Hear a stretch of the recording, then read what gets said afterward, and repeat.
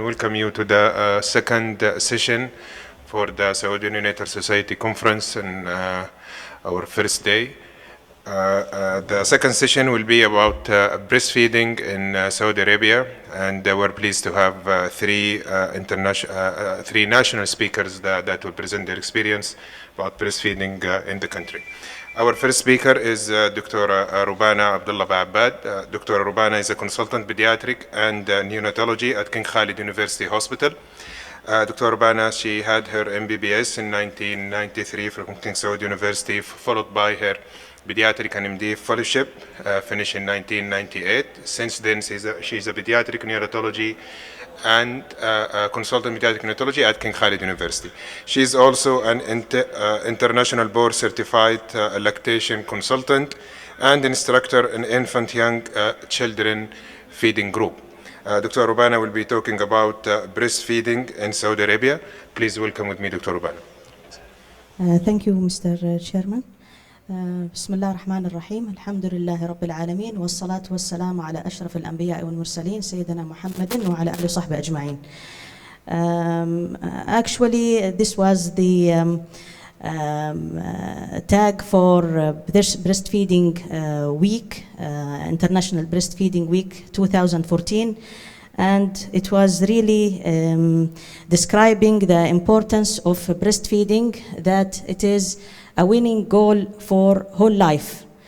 It's not only for pediatric age group, but for whole life. This was a photo from our opening ceremony of NICU when I was the head of NICU in 1433. And this was the first patient. This was the first patient who received milk donation in the unit, Johara Al-Saadi.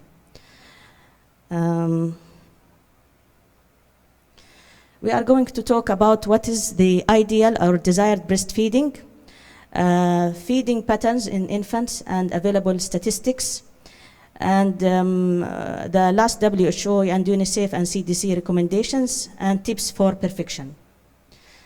We start with this الآية الكريمة في سورة البقرة. أعوذ بالله من الشيطان الرجيم. والوالدات يرضعن أولادهن حولين كاملين لمن أراد أن يتم الرضاعة. This آية in سورة البقرة آية 233, and it was mentioned by Allah subhanahu wa ta'ala that all mothers supposed to feed their babies. And the optimum duration of breastfeeding for optimum outcome is 2 years. And in case there is an issue between parents, so the second choice is that أن تسترضعوا أولادكم. So what is تسترضعوا أولادكم is wet nursing or milk donation. Unfortunately, one of the consultants, when I told him about this, تسترضع أولادكم, he said it means, maybe it can be meaning a cow, which is very strange to make a human like cow. The breastfeeding for 2 years is not only for healthy infants, it should be for all pattern of infants, except very rare situations, mainly the classical galactosemia and primary lactase deficiency. All other babies supposed to receive their mother milk or donor milk if mother milk is not available or not sufficient. This was one of my patients. I treated her 6 years back, 28-weeker, and this is her now. Her mother is very happy. She called her beautiful Rose. This is another patient I treated as a case of gastroschisis, and her name is Fatima, and she went home on 25 days of age, which was very amazing. And I dealt with another patient, or I treated another patient, went home at 17 days of age, healthy and having no problem later on. This is our Fatima. MashaAllah, tabarakallah, she is pretty, and she is 6 years of age now. Her mother gave her exclusive breastfeeding for a total of 6 months, and then she started a formula feeding because there was milk insufficiency and she lacked a support for breastfeeding to continue for 2 years. Why 2 years? And as we know, it is the special window for brain and all the body growth. So this is a very precious opportunity for normal, healthy development lifelong. If this window will be used with the appropriate pattern of feeding, the outcome will be optimum. One of the issues about the problems of dealing with breast milk, especially in intensive care areas, was the milk capability or mother milk capability to keep healthy, normal growth pattern. But they discovered with the studies that the growth pattern for breastfed babies are normal, still within the graph, and they will reach the optimum adult height with no problems, and they have less chance to develop metabolic complications, which is mainly the metabolic syndrome with truncal obesity, increased chance of adolescent and adulthood hypertension, and obesity, cardiovascular, coronary vascular disease, and strokes. So that's why it is health for life. It's not only for infant duration. This graph is showing the interaction or the effect of the mother milk on the infant outcome. A lot of factors related to mothers, mainly diet, acute diet, and chronic diet, which she used to take in her life before pregnancy, and the body composition. So the obese mothers, they have different milk from mothers who are not obese, and also the immune system of the mother. So if the mother is having any history of infections and acute infection also, all this will change the milk microbiome. So the milk microbiome, it depends on effect of that. It depends on the amount of intake and the concentration of the material. So why we care about these two things? Because we have a trend in some units to limit the mother milk intake for the babies. For example, the mother is pumping her milk and it is coming around 200 ml per kg per day. And then, because of the unit limitation to the amount of intake, they will give the baby only 150 per kg, 160 per kg, and the rest of the milk will stay in the fridge or freezer, and then it will be thrown upon discharge of the baby. The mother will be given this milk, or she will throw it away. What is the composition of that milk? This is what he needs exactly to have perfect, optimum growth. So, as we said, it is the amount of intake and the frequency of feeding. Then you will have the effect on the baby. So, this is the hypothesis we need to check. Is exclusive breastfeeding unparalleled for all infants, especially and including prematures and special cases? And is it feasible? Is it applicable? Is it enough? So, many studies coming to show that the breast exclusive and prolonged, it is not short term like 2 weeks and then you shift him to formula. It plays a major role in the continuation of optimal programming of the lifelong development of the infant, and some information which was really very amazing, that the breast milk is having epigenetic effect to regulate the gene expression. So even if the baby developed any sickness, the presence of mother milk with all these bioactive substances can, bi'idhnillah, change the progress of the same disease and control it and minimize it for the baby to promote or to continue having the baby growing normally and healthy. A lot of obstacles was mentioned by the WHO about the breastfeeding is facing during its promotion, initiation and promotion. So a lot of myths and a lot of industrial tactics and Also the misleading marketing or outdated informations. The first and most important obstacle was published by the WHO in 2014 is the first embrace. What is first embrace? بالعربي يعني المعانقة الأولى. Okay? So the newborn is not placed on the mother's chest immediately. Immediately means within 13 seconds, not minute, after birth. The nurse will take the baby from his mother and will give him the bottle feeding regardless of the cause. And this practice was very important. They during studies showed that exclusive breastfeeding, prolonged exclusive breastfeeding is related to the first embrace. If it is not done, there is more chance to have short duration of exclusive breastfeeding. The second mentioned by the WHO also, this industry, food industry manipulates the policies and practices, and this creates a positive public image and denies wrongdoings. And this issue need to be solved by applying the code for marketing breast milk substitutes appropriately, and not to use the healthcare workers to be formula feeding promoters, and this was the second obstacle. The same also was related to milk formula and what is the tags attached to these formulas, that it is amazing formula, that it contains this, contain that, and it is like mother milk. All this is also false information and making deviation in the promotion of breastfeeding for the infants.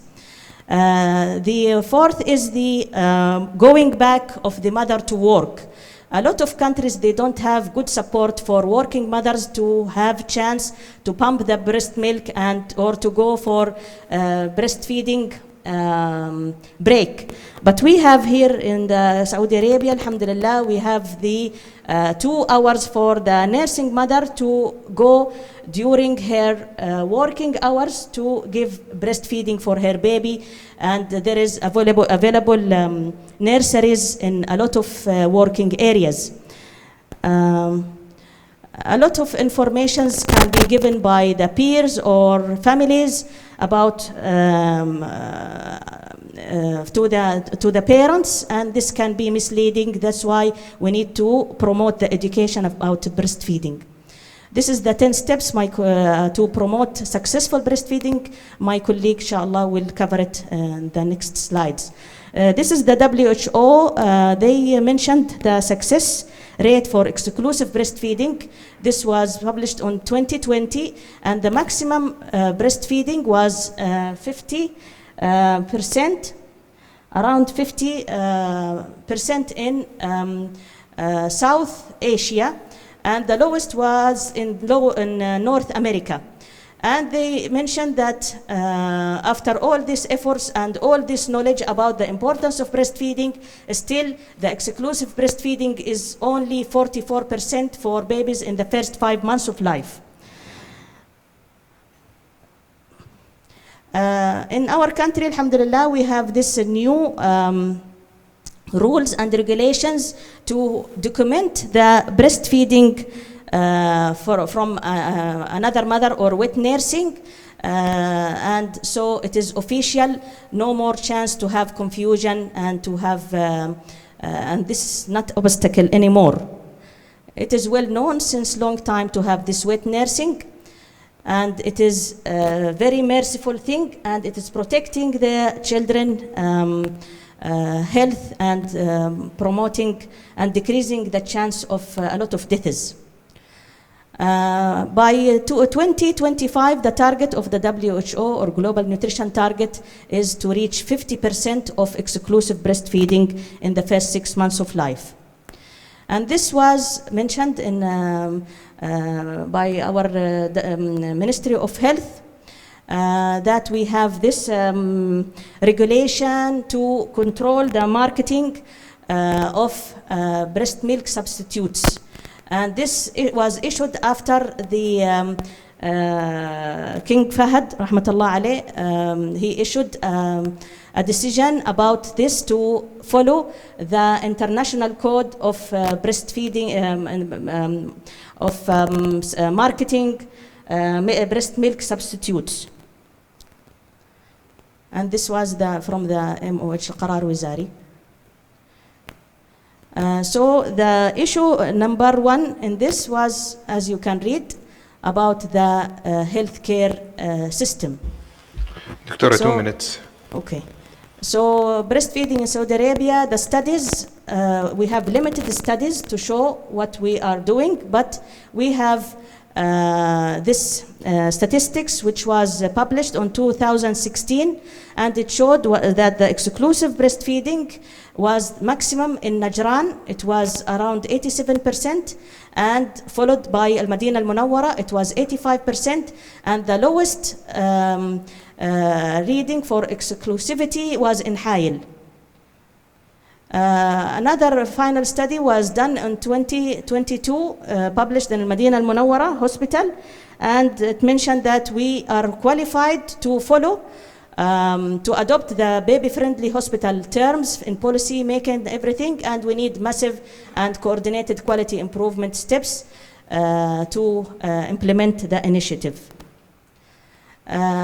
This I will make it the message, because this, he told me we have only 2 minutes more.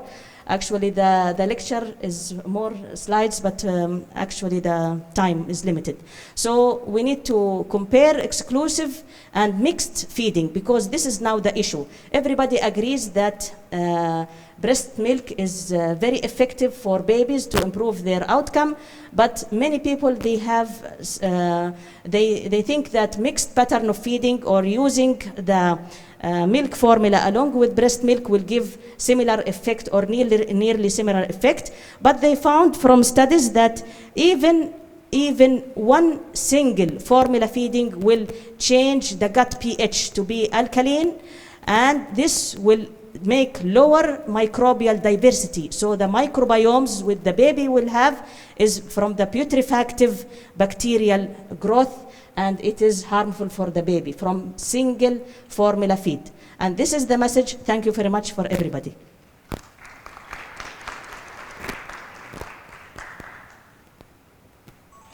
Thank you, Dr. Aruba. Good morning. Assalamu alaikum wa rahmatullahi wa barakatuh. Thank you for your time to join us in the Neonatal Society Conference 21. I am Dr. Manal, and my pleasure to introduce the second speaker, Dr. Zahra Salami. She is a consultant pediatric and neonatology in King Abdulaziz Hospital, Jeddah. She have Saudi Board for Pediatric in 2004, Arab Board Pediatric in 2005, and Fellowship 2009, Saudi Prenatal Neonatal Medicine in Riyadh, and 2012, Canadian Clinical Prenatal and Neonatal Medicine. Welcome, Dr. Thank you, Dr. Manal and Dr. Imad, and thank you for the organizing committee, scientific committee, for inviting me to be part of this conference. So I will start without any further ado. Just a question, or how many of you know what is BFHI? Just raise hand. Okay, that's not bad number. So I will talk, this is a baby-friendly hospital. The abbreviation was Baby-Friendly Hospital Initiative. And my talk will be about Baby-Friendly Hospital Initiative in Saudi Arabia, experience and outcome. So I have no conflict of interest to be disclosed for this presentation. The outline will be what is BFHI and the policy of BFHI and the International Code of Marketing of Breast Milk Substitute, and then BFHI in Saudi Arabia. So key dates in history of BFHI and breastfeeding is very important to mention it. In 1979, there was a joint WHO and UNICEF meeting, and they highlighted the poor practice in the infant feeding.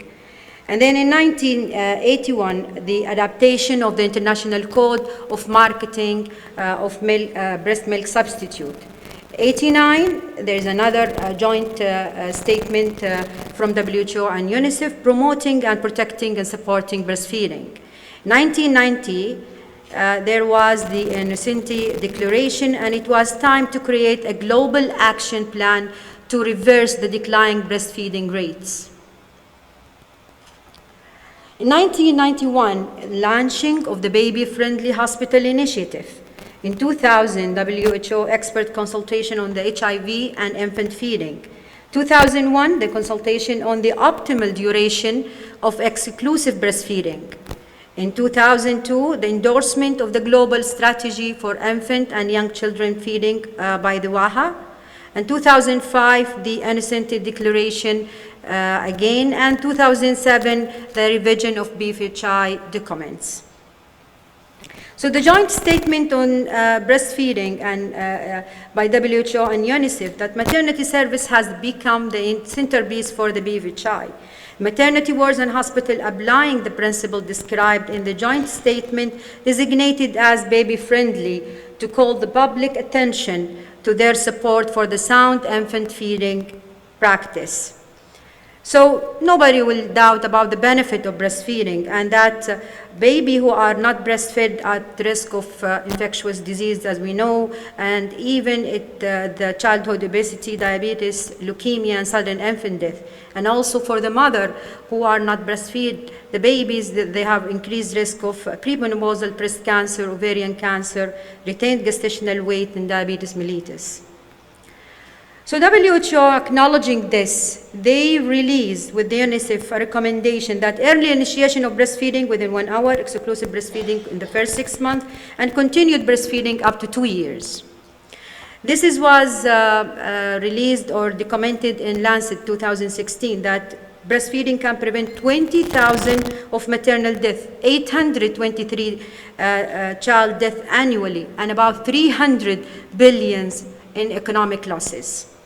The Global Breastfeeding Collective, it's a partnership of prominent international agencies, and they released the call to action priorities, which is 7 priorities to promote and encourage the breastfeeding regarding the funding, the International Code of Marketing, the maternity protection at the workplace, the baby-friendly hospital initiative, the breastfeeding counseling, the community support program, and the strengthening of the monitoring system.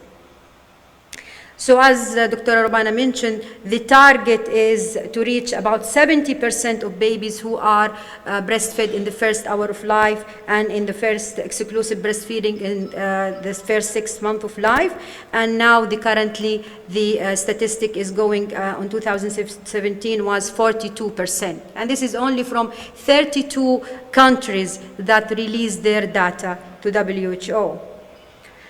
So Baby-Friendly Hospital, as I mentioned, it was launched in 1991, and the key element of this promotion and support the outlined in their 10 steps to successful breastfeeding.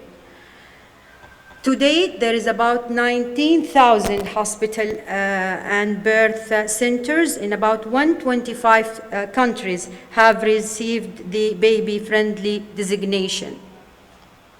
What is the goal of the Baby-Friendly Initiative? Is to transform the hospital and maternity facilities through implementation of the 10 steps and to end the practice of distribution of free and low-cost breast milk substitutes. The first step is by policy. So this will help establishing the consistent care, and it should be available for all staff and mothers.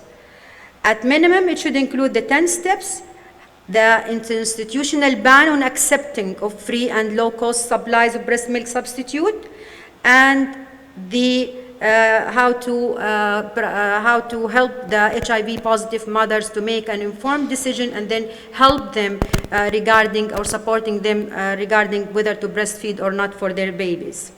The second step, this is the pictures will show that the training of the healthcare staffs in Saudi Arabia, and it is the necessary for the implementing of the breastfeeding policy. The step 3 is the antenatal education. It's very important to inform the mothers about the early initiation, about importance of rooming in, importance of feeding on demand, importance of exclusive breastfeeding, and how to assure enough breast milk and the risk of the artificial feeding. Also, it will, antenatal education should also contain the basic fact on HIV, prevention of HIV transmission from mother to baby, and voluntary testing. And the antenatal education should not include group education on formula preparation. So we have to support the mother whether the decision to go for formula even, and to help them how to prepare it. Step 4 is help the mothers to initiate breastfeeding within an hour, and this is by skin-to-skin contact following the birth for at least an hour.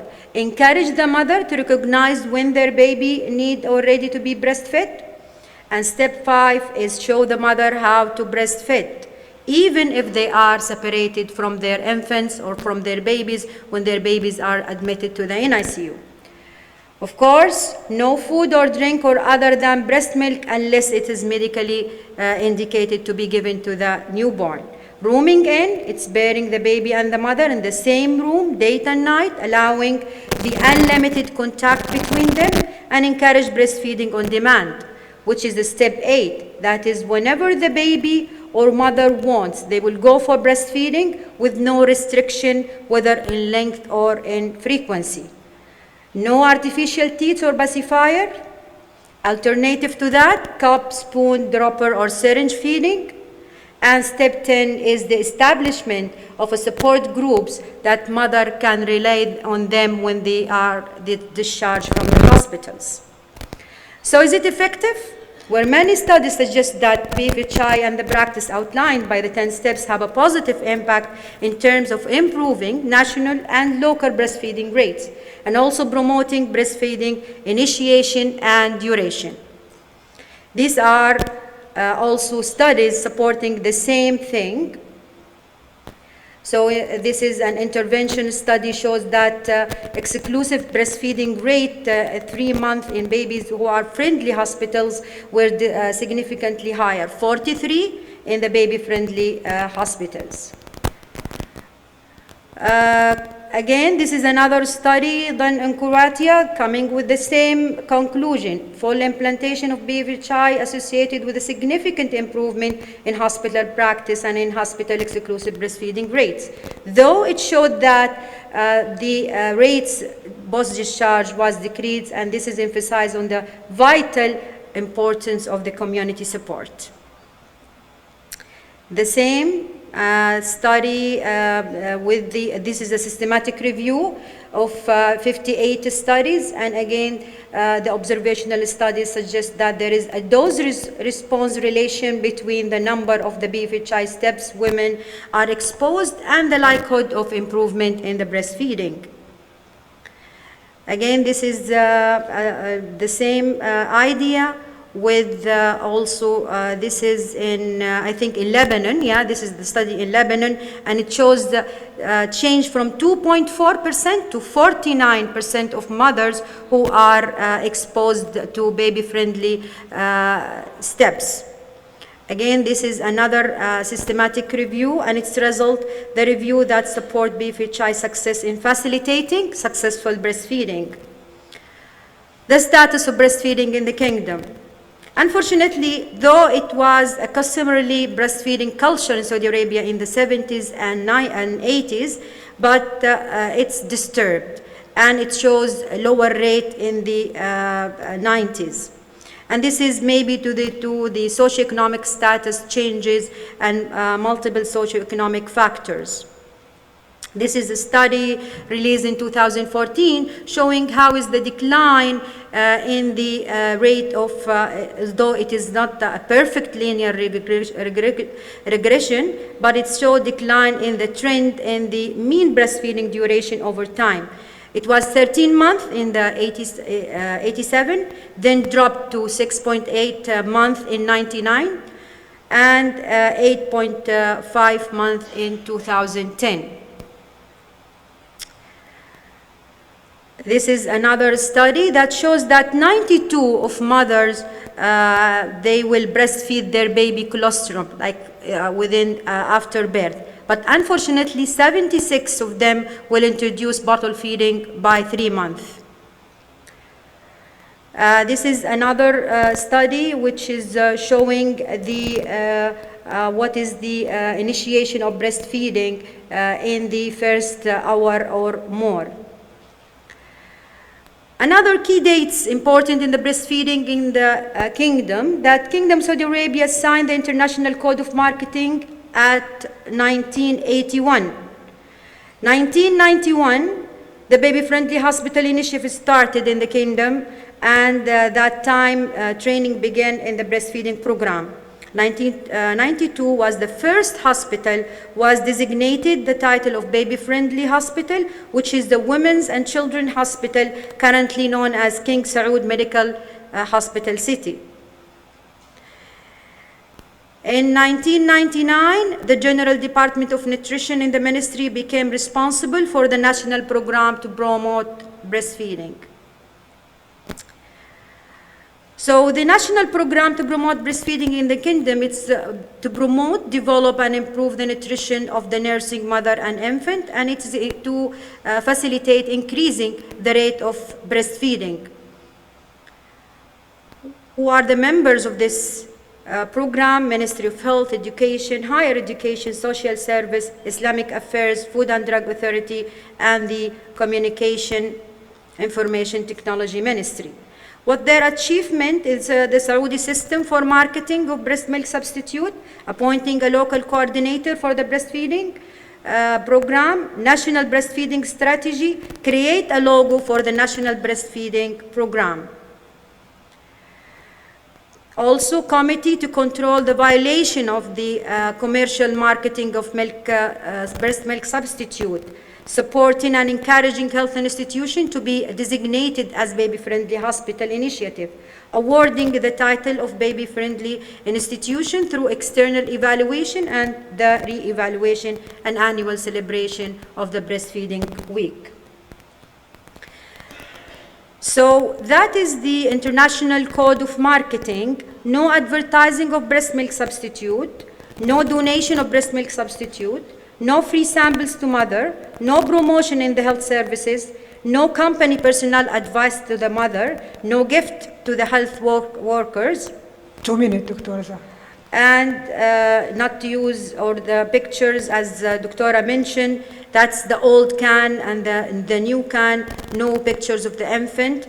This is the route of the baby-friendly designation. This is the 6 hospitals were designated in 1999, and this is in 21, the 29 hospitals in the kingdom had been designated.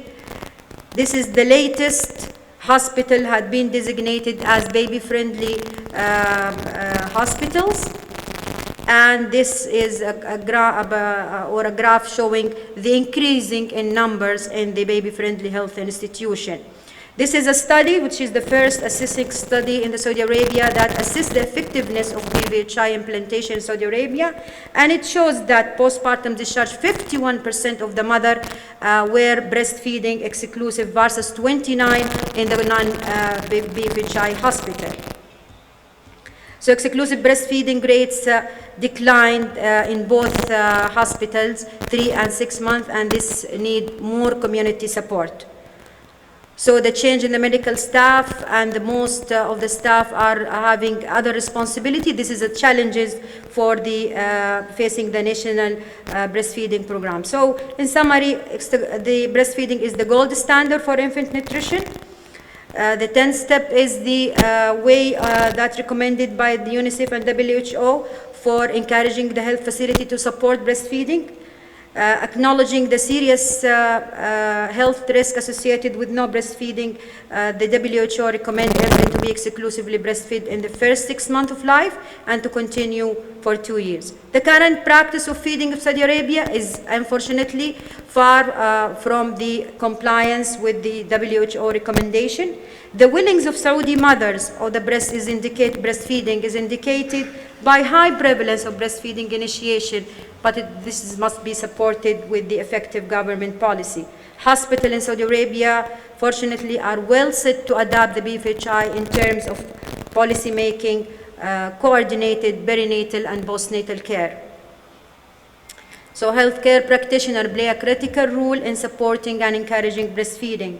Baby-friendly hospitals, since its beginning, it has been shown to increase breastfeeding rates in time and exclusivity. Breastfeeding is considered one of the rights of the mother and the child, which Islam stipulated in the Quran and Sunnah, and it should be enjoyed by the bare mother and the infant. So remember, breastfeeding is not just one woman's job. It requires encouragement, support from skilled counselors, family members, healthcare providers, and policymakers. So no gap in the breastfeeding world. It should always be together, just like mother and baby. Thank you. Thank you, Dr. Zahra, for your excellent presentations. And of course, breastfeeding is one of the important things. We're seeing growing support in the community with all support exerted from the government, from the Ministry of Health, and of course from the various society. Our next speaker is Dr. Ibrahim Al-Hifdhi. Dr. Ibrahim Al-Hifdhi is the Vice President for the Saudi Neonatal Society. He's a consultant neonatology and the Medical Director of the Specialist Hospital in Abha. And he will be talking about microbiome of breastfeeding. Before Dr. Ibrahim start, I just want to remind our colleagues who are attending through the lines that they can post their questions for the speaker. And if I can get support from the technical team, I need one please to come and support us with the streaming. Dr. Ibrahim, please. Bismillah ar-Rahman ar-Rahim, alhamdulillah, salatu salam ala Rasulullah. Good morning, everybody. Thank you, Mr. and Mrs. Chairman. Human milk microbiome is my talk, and we would actually be surprised why retired neonatologists go into this field after serving as a clinical neonatologist for several decades, actually. So, first of all, I have no financial interest or any financial support in this field, and I have nothing to do with them. I am just trying to educate myself and my colleagues, and I have been only reading. I am not a scientist or researcher in this field. I took interest in the last 3 years. The more I read, the more I want to read more about in the field of the human microbiome. The Human Microbiome Project is a big international project which started in 2007 by several countries. Unfortunately, we have not even tried to start here, and our trials are in the way to support research and start the scientific field encouragement. And by this lecture, I am hoping that our young generation colleagues will take interest in the field of the human microbiome, which actually started in our specialty before any other specialty. And you know that for the last 15 years we have been using probiotics for the prevention of NIC. What's the microbiome? It is actually, again, a rapidly evolving field. For each chromosome you have in your body, there are 360 microbial genes. So you can imagine they are actually these live genes living in and on us, or live organisms living in and on us, is actually forming more cells than your human body. In about 2 kilograms of this microorganism reside on a 70 kilogram man or woman. So it is actually a very big, or even considered as a new organ. There are more than 100 trillion bacteria and archaea in the human microbiome, trillions of viruses, There are fungi and protists and producing thousands of chemical metabolites, and they form the main driver of our immune system and control of digestion.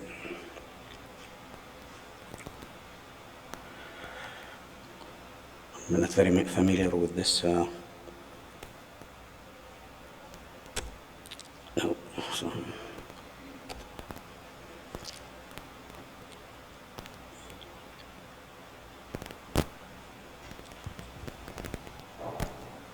Sorry. For introduction, I'll give 2 more slides on the human microbiome. So, human microbiome in general and what's their effect in our body, and then I will go to the human milk microbiome. 95% or 90 to 95% of the human microbiome resides in the gut, and it's actually what makes the major function of the human microbiome in our body.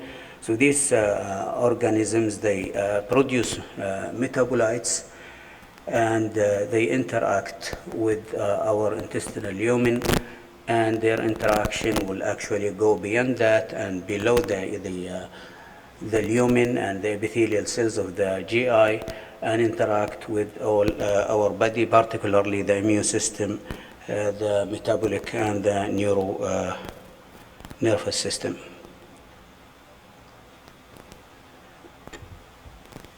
One of their main functions is to digest indigestible fibers in our food, and they produce the 3 main short-chain fatty acids, which have a very, very important function in communicating between this microbiome and our major systems, particularly the and metabolic systems. If we look at the neonatal microbiome, it's a very unique. You can see at the beginning that there are few, but in very good concentration of certain organisms or certain bacteria, and then they go down in the neonatal period, and they pick up by 3 years of age. The microbiome of the child becomes equivalent to the adult microbiome. Human milk was traditionally thought to be sterile, but over time, the development of culture-independent techniques, in addition to the already well-established culture-dependent ones, this has progressively shown or allowed for the characterization of the composition, the diversity, and variability of the human milk microbiome in greater details. Today, human milk is known to be an alive universe populated by bacteria, viruses, fungi, and yeast that cooperate for the present and future health of the infant and actually of the human being.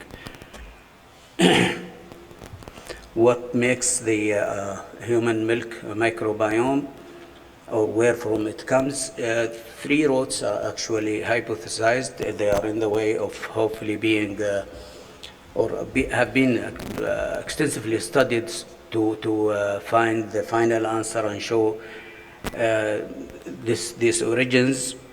First is the contact with the skin, is where the organisms, the mother's skin, forms the majority of the bacteria or viruses or other organisms coming from the skin to the infant directly.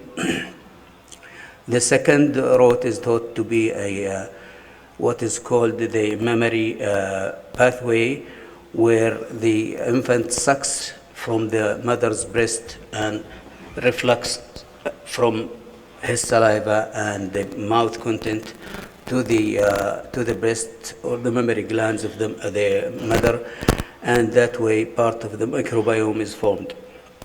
One of the most important pathways which needs still to be established, but it's thought to be a very important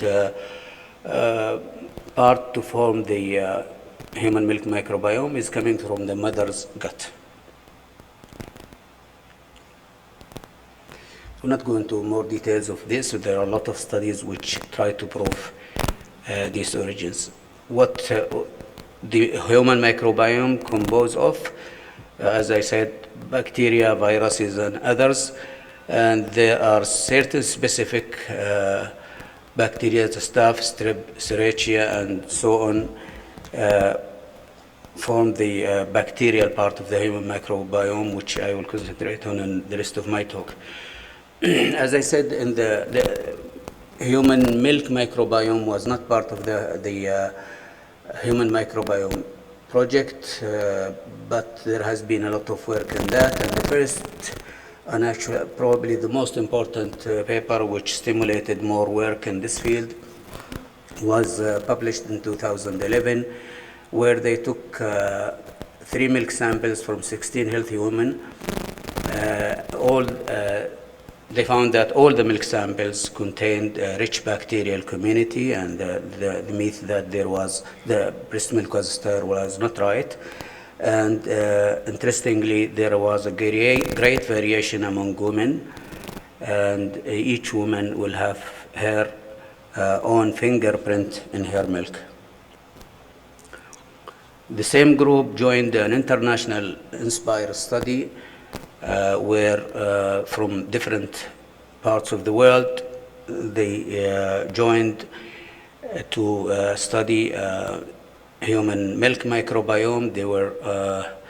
They looked at 413 relatively healthy women and babies from the age of 1 to 3 months postpartum, and they tried to standardize the collection analysis methods in this study.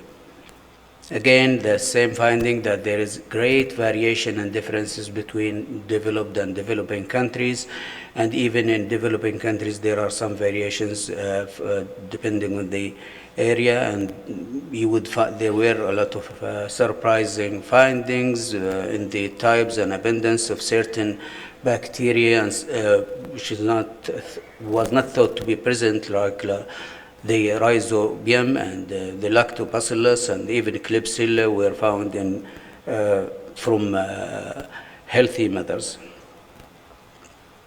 So, one interesting finding is that there is a significant correlation between the milk microbiome composition of bacteria and the infant stool microbiome, indicating that it's actually an important factor in seeding the neonatal and infant gut microbiome. So this gives an opportunity, and that we can optimize an infant's microbiome by altering his or her mother's milk microbiome, maybe by her diet or environmental changes or exposures or social networking. So the study conclusion from this international INSPIRE study in milk microbiome, that their data provide additional evidence of within and among population differences in milk and infant fecal bacterial community membership, and diversity and support for the relationship between the bacterial communities in milk and those in the recipient infant feces. There are several factors which affect the breast milk bacteriome or microbiome. As we said, the location or international differing between international groups. The mode of delivery, we knew that there is a difference between cesarean section and vaginal delivery, but this difference actually, it was found that it actually ameliorates by a few months. Maternal weight and maternal health is a very important factor. The lactation stage is another important timing of the lactation in the formation of the microbiome. One of the major influences is the antibiotics given to the mother or to the baby will affect the microbiome diversity and integrity. Very interesting finding, along with the timing of the breast milk, age of the feeding, there is a difference between morning breast milk and night breast milk. The the morning breast milk has more volume and less fat, while the night breast milk has more fat, and that will help to get the baby to sleep. So it's not only the microbiome, there are other factors in breast milk which are very, very great important. We know that the gut microbiome evolves over time, and the diversity and the abundance differs by age, but the first 1,000 days of life are very, very important, and during this period, the formation of and exposure of the infant to certain antigens and to diet will decide the baby's future. So it is a window of opportunity where research is taking place to see the clinical applications of manipulating the human milk microbiome and the infant microbiome. One of the interesting findings that I hope it will not discourage us, but will make us reinforce to the mothers that even when formula feeding will make a difference in the outcome. And what's even worse is that when they compared direct breastfeeding to pumped breast milk feeding, the risk of certain diseases like asthma, for example, is actually, it's definitely still better in those who were who received pumped breast milk compared to those who received combined bottle and breastfeeding. The cause of this is not known, and it's still being investigated. Again, even just one bottle actually makes a difference in the gut microbiome formation of the infant. We knew that breastfeeding reduced the risk of SIDS, respiratory tract infections, type 1 diabetes, obesity, and so on. But it's only recently we knew what was behind all this, and it is known now, and there is more and more evidence that the presence of prebiotics in the form of human milk oligosaccharides and the probiotic bacteria in the human milk microbiome is behind all these benefits which exclusively breastfed infant will receive. Just 2 or 3 slides on the human milk oligosaccharides. I know that Dr. New will be talking a lot about it later this afternoon and probably tomorrow. They are complex carbohydrates. They are not in most of the baby formulas, and although they are trying to introduce them, and I think they managed to, reach to 5 only, while the human milk contains more than 140 human milk oligosaccharides. They are not digested by the babies, but they are actually food for the microbiome, and they are of great importance to them. Sultan, 2 minutes. Okay. Along with being a prebiotic, there are other functions for the human milk oligosaccharides. They they prevent pathogen growth. They have a role in prevention of adhesions to the mucosal cells of the lumen. They are reducing inflammatory response and so on. So the human breast milk is not only a perfectly adapted nutritional supply for the infant, but probably the most specific personalized medicine that he or she is likely to receive, given at a time when the gene expression is being fine-tuned for life. And again, the first 1,000 days of life, actually it includes the pregnancy period because the microbiome starts developing there. So it is about 1,000 days. It's first 2 years of life. كما قال سبحانه وتعالى والوالدات يرضعن أولادهن حولين كاملين. Thank you very much. Thank you, Dr. Al-Hifdi, for your presentations and interesting talk. Every time we hear a lecture and a talk about breastfeeding, the only thing we can say is Subhanallah. Allah subhanahu wa ta'ala placed a lot of secrets in the breast milk, and it's the right of babies to receive this. طيب, and so I want to thank our esteemed speakers for their talk, and we open for questions from the audience and also from colleagues online. Again, I want to apologize for those who are attending online for the poor quality of the streaming. I promise we are working on it and it will be fixed soon, but please you can type your questions and we'll be reading it for the speakers. Please. Yes.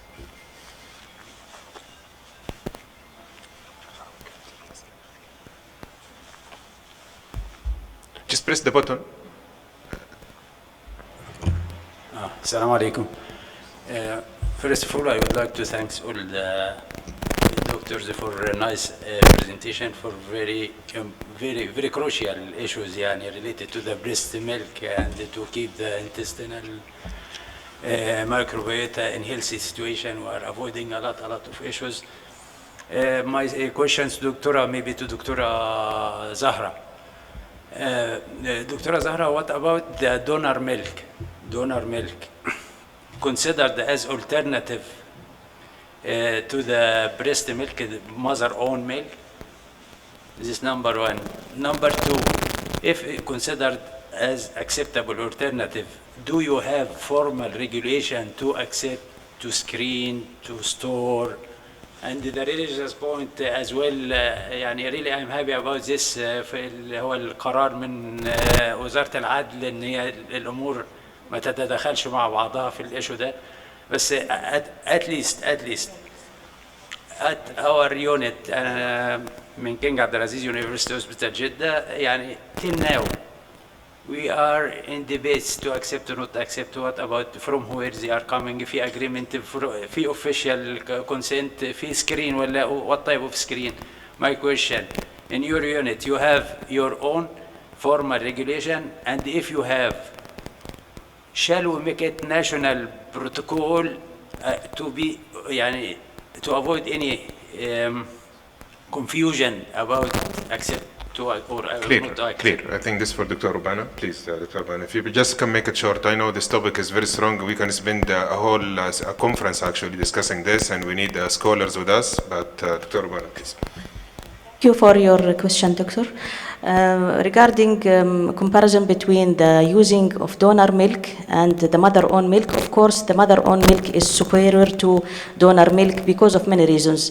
As everybody knows that the mother's own milk is tailored for the same infant, considering his age and his requirements and the environment he is living in. So it will change with time according to his needs, plus the perfection by direct breastfeeding to have the optimum microbiome in the GIT with the perfect and optimum effect. Of course, also it is related to the gestational age of the baby. You know, if the baby is premature, the mother premature milk is different from the donor milk. Most of the time it is for term baby, and most of the time it is not colostrum. So it is less beneficial for the baby, but of course it is superior to any formula. The other important thing is the donor milk, most of the time it is coming frozen. And the frozen breast milk is not having the same bioactive function. And it is much inhibited because of freezing, thawing effect. So most of this bioactive materials and living cells is not active and not present, most of them, in the donor milk.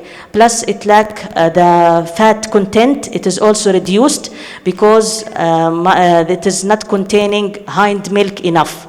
So that's why you see the babies, they are not growing perfect in comparison to babies who receive mother-own milk.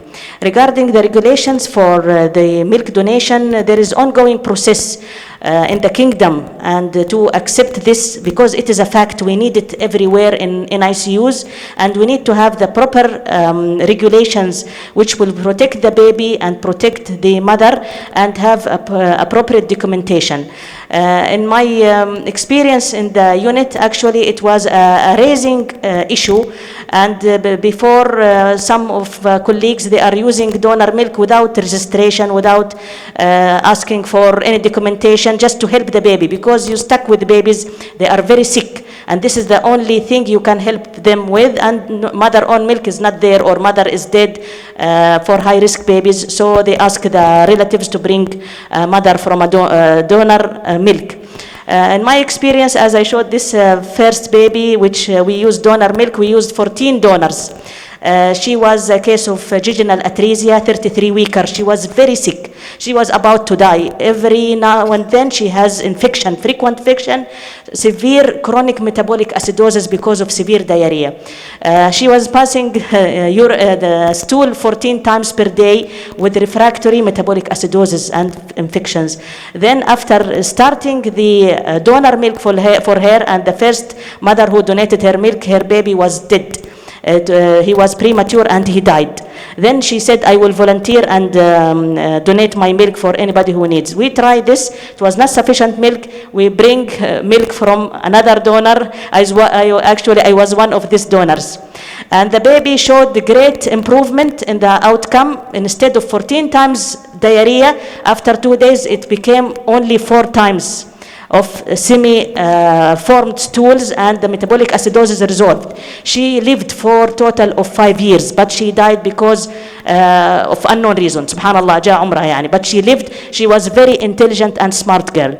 There was communication with the administration in our hospital to accept the program. It was easy to apply. How to get donor, it was also easy, and there was a registration form I made, and it was accepted by our IFTA. لجنة الإفتاء. I have 2 fatwa that it is acceptable, and it is from religious point of view and ethical point of view, it is acceptable just to have documentation if there is 5 feeds that this will be the mother, and this form was acceptable to document all the information about both recipient family and donor family, and actually I used it for around 16 babies in the unit with perfect outcome. There was no problem at all.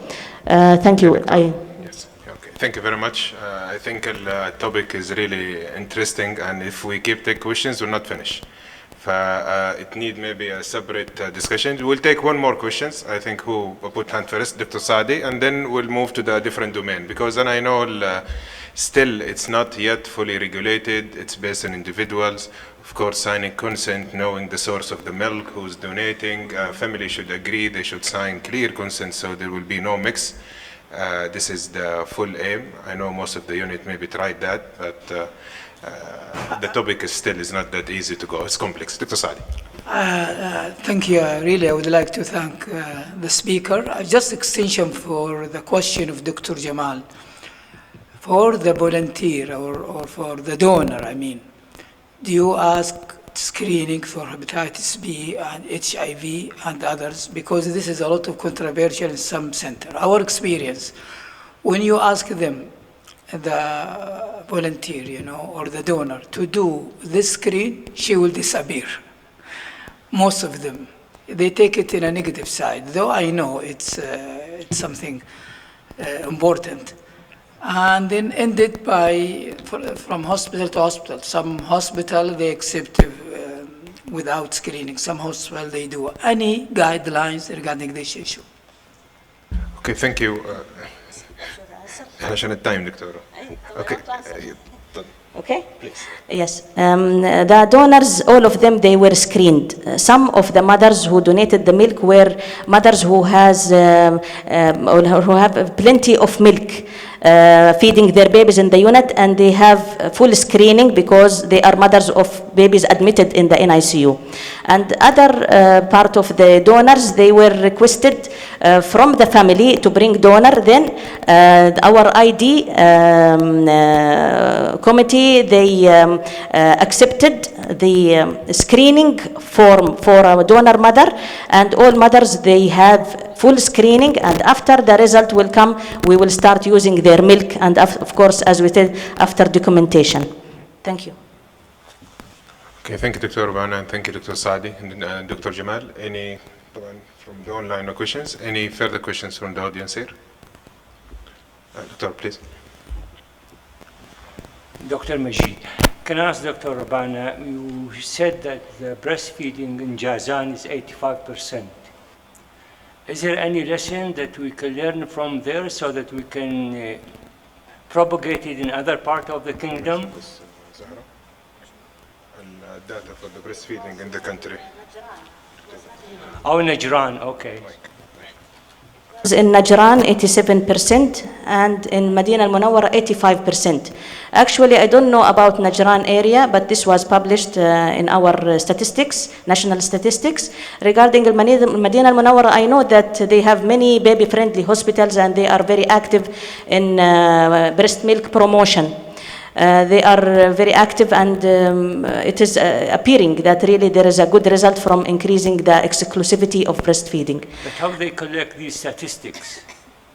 Sorry? How they collect these statistics? Actually, I don't know. This is national statistics. But It may be not true. actually, I know personally that in Medina al-Munawwara, they have very good people. With us also in the breastfeeding committee, and they are doing great job. That's it. This is what I know. Yes. Okay. For under Ministry of Health, I think there is dedicated sections for baby-friendly and supporting the breastfeeding, and I think they're doing great work by enforcing and collecting data. We need to make sure from the source of the study, but locally, they are the one, I think they have the largest number of registry across the MOH hospital per se, and they are monitoring that. Last questions, if from audience. Let's go to female Assalamu side, alaikum. please. Thank you very much. Inshallah, you jump on the questions. Go ahead. Okay. Really, we appreciate your work and this very, very important lecture. But unfortunately, we are facing different situation. As a physician, general pediatrics, most of the parents request for milk formula. Especially, it is covered by the insurance company. Now, I don't know what's your action about that as a committee for breastfeeding in the kingdom. Thank you. Okay. Dr. Zahra, if you want to answer. Well, thank you for this question. It's from the studies and from the observational experience also. It depends on the, actually, mostly on the antenatal education. So if you, and postnatal discharge. Because when the baby in the hospital, the mother and the baby in the hospital staff and the healthcare workers in the staff, they are helping the mother and teaching them about how to do the breastfeeding. But after that, if the mother face difficulties and if she found that the milk maybe from her point of view is not enough, sometimes they are struggling, especially the primigravida mothers, so they stop the breastfeeding or they go to a mixed feeding, breast milk with the formula. So to tackle this problem is the antenatal education and the postnatal support groups. Definitely it found from a lot of studies going with these two parts will help and will improve the exclusivity and also longer duration for the breast milk for the babies. Does this answer your question? Of course. Good. Actually, one of the modalities to improve lactation in the intensive care especially, and even in the floor for neonatal babies who have low breast milk supply is relactation. Or sometimes induction of lactation. So we have ladies who has shortage of breast milk because of prolonged maternal separation for any reason, because of sickness for some time, and then when she come to breastfeed her baby, she has very poor milk supply. She will be frustrated and she will be told that your baby is not gaining weight because your milk is not enough. So what to do for these mothers? Very simply to do relactation or to improve the milk volume for the mother. By frequent kangaroo care, skin-to-skin contact, unlimited as much as she can, improvement of the mother diet, and support of the mother psychology, and the frequent pumping of her breast, and to put the baby on direct breastfeeding also frequently, plus using the medication which can be domperidone. Actually, domperidone is very safe. I have used it for a long time for many ladies.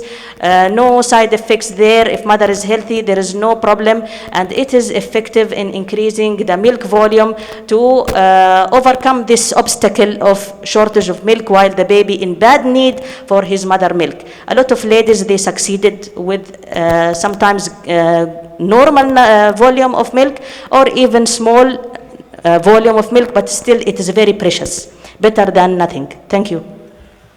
Okay, thank you, Dr. Rubana. I want to actually thank our speaker, Dr. Rubana, Dr. Hifdhi, and Dr. Zahra for their interesting talks. We'll go to break. Dr. Qattan, with you for the announcement, and then inshallah we'll see you in the third session. Thank you for your presence.